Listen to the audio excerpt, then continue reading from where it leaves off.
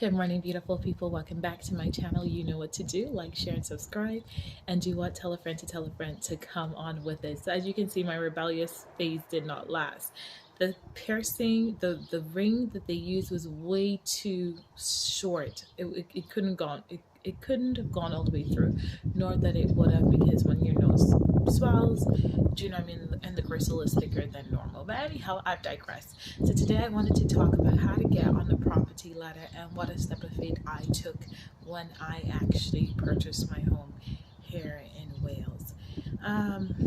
So like I said, rent money was dead money in my perspective, and I think Dwayne asked me what a question, and I just need him to elaborate on that when he said, what if your only option is to rent? I don't understand the context of that, because I feel like everyone has a choice, and even if you have to rent for a little bit, rent a cheaper space or what's not, and that would allow you to save a bit more. So I'm not sure in what context he meant by what if your only option is rent, but I would love him to explain or expound upon that question, and I will answer it in my next video. So like I said, poverty line was here, I was living here. And as a matter of fact, I was given, and even how I got my home was a testimony in and of itself, because when I saw the property came up, I came to view one property, and then when I got to the developers, they told me that property was gone, and then the other property was available. But I initially came for number 7, because 7 is my lucky number, and I wanted a red brick home. So it just seemed like everything aligned to allow me to do that.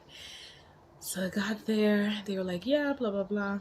So it's a new build, so all you're paying for at that time is the reservation for the plot. So you're just paying to reserve the plot that you're about to start the negotiations process or the purchasing process of purchasing your home. So I had to put down £200 to reserve the plot, knowing full well that I did not have these people full deposit. But I was stepping up on faith. And I actually borrowed that £200 from Ian, bless him, and I paid him back. You can ask him, I paid him back every penny. So so we saw it. I was like, yes, this is what I want to do, this is what I'm about, and we did it. Put down the reservation fee. I asked, how long will this building take to be built? They said anywhere from 12 to 16 months or something like that. And I was praying for the latter. I was so praying for the latter, because I was like, oh, it'll give me enough time to save up. The problem with that is the mortgage process has to be in place before then, and you have to show that you have the actual deposit. So what we did, it was just that I was saving up towards it, and I didn't have the full 10%, and I didn't want to do a help to buy scheme that they do in the UK. So a help to buy scheme is where the government will, you only have to put on like a 5% deposit, and the government will put down the rest, and then that way they actually own X percentage of the equity in the actual home. And I didn't want that. I just wanted a clean-cut traditional mortgage, because people thought like, oh, if the government put down 20,000 when you're ready to sell or level up, you just have to pay them back 20,000. It doesn't work like that. It's actually the equity in the home. So if the home has gone up in value, what you have to pay back in return is greater than what was actually borrowed to you. And how you create generational wealth is true equity. So I didn't want to do anything that would mess with my equity or my return. So I just wanted a traditional mortgage. So I would have had to work harder and save a bit more, so I could just get 10-90 split between myself and the mortgage, or whatever split you want to do with us, 20-30, whatever. So yeah, so I started the process. I was even more aggressive in my savings, more aggressive, because now the goal was tangible. The goal was in my hand. I could actually see it. I've reserved the plot. So by hella high water, I was going to get onto the property ladder before my birthday, or for my birthday. I thought that I wouldn't have been able to own a home or purchase my home until my 33rd birthday, but God made it so I was actually in my property before my 31st or 32nd or whatever. So it actually worked out. I was just like, even that was a testimony. So started the process, started saving more aggressively. When it came time to show that I actually had the funds, I didn't have the full funds. So there was something called like a gift, a deed of gift that you can prove. So if a family member or if a friend has the funds available, they can gift it to you, and the mortgage or the banks will accept that. Whatever arrangement that you have with them afterwards, whether you will pay them back or it's a loan or whatever, that's a different conversation. But one of my closest friends in the entire world just is like, yo, it's like, how I'm gonna find this deposit, because I didn't need it then, I just needed for the paperwork.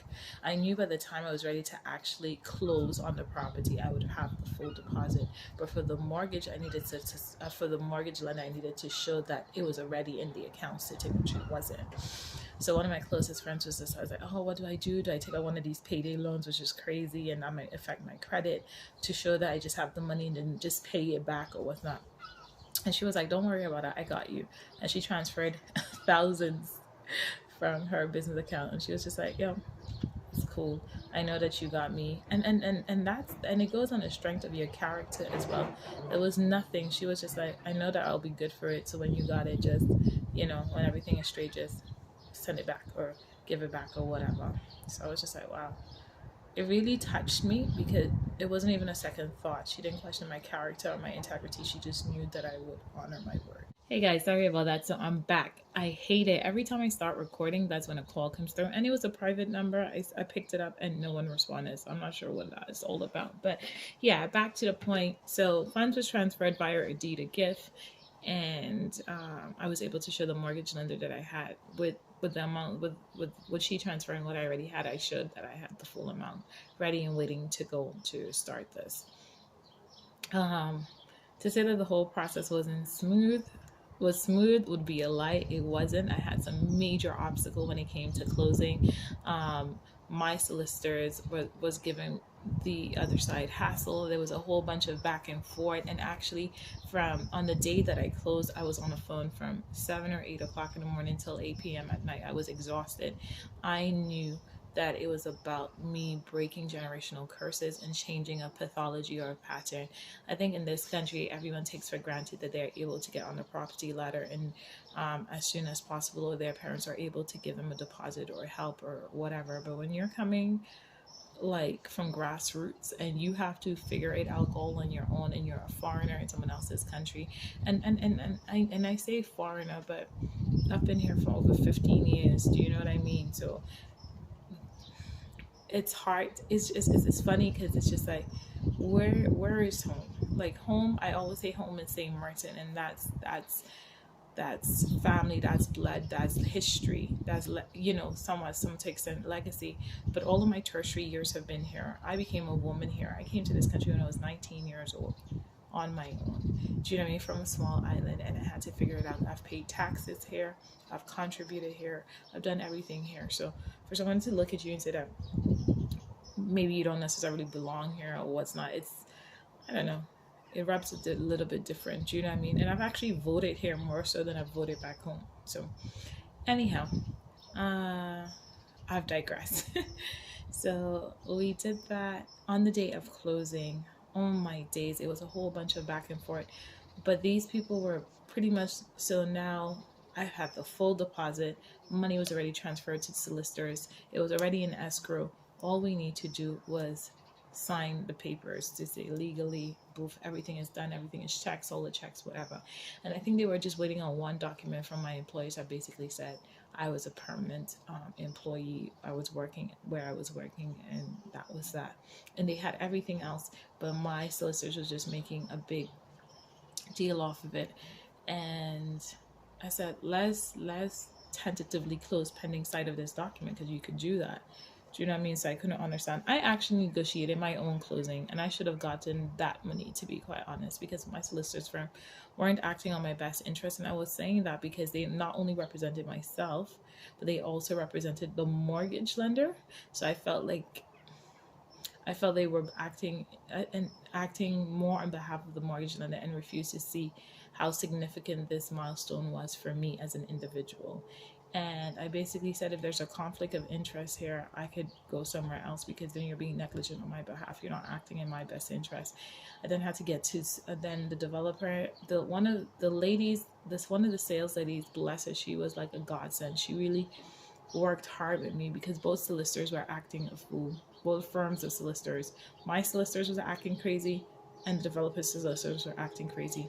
But this sales advisor and myself were the ones to negotiate the actual closing of the purchase. Um, that was hectic and emotional and all of that on its own. But I knew that getting on would be hard. And once I was on, it would be easier to keep it moving. And so that's what I did. We finally closed. I got the keys on my birthday. I actually saw the property before my birthday, and I got the keys on my 32nd birthday, if I'm not mistaken. And I was just like, praise God. Praise God. I moved into the property. Mom was here. She came earlier. I didn't want her to come because I had nothing. I had cleared out all of my savings. There was nothing left. And I was like, Mommy, I don't want you to be here. The house isn't ready, blah, blah, blah. I don't have anything to put you.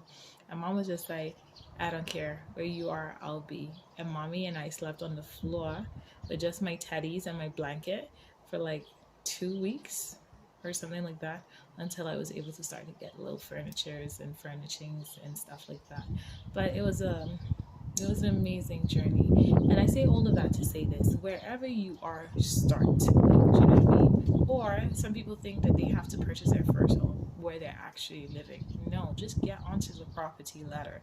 If you are working in London and prices in London are extortionate, or Birmingham or whatever, go north, go south, go east, go west, go wherever your money stretches that allows you to start to build equity. And when you start to build equity, you're going to keep transferring that equity to the next property, to the next property, to the next property. That is what I would advise anyone to do. And those are my tips of climbing out to the property ladder. All right, bye. And remember, we are all spiritual beings having a very human experience. It is in having the experience that we know that we are alive and human. So choose to see the beauty in every experience. And I'll see you guys here tomorrow. Bye.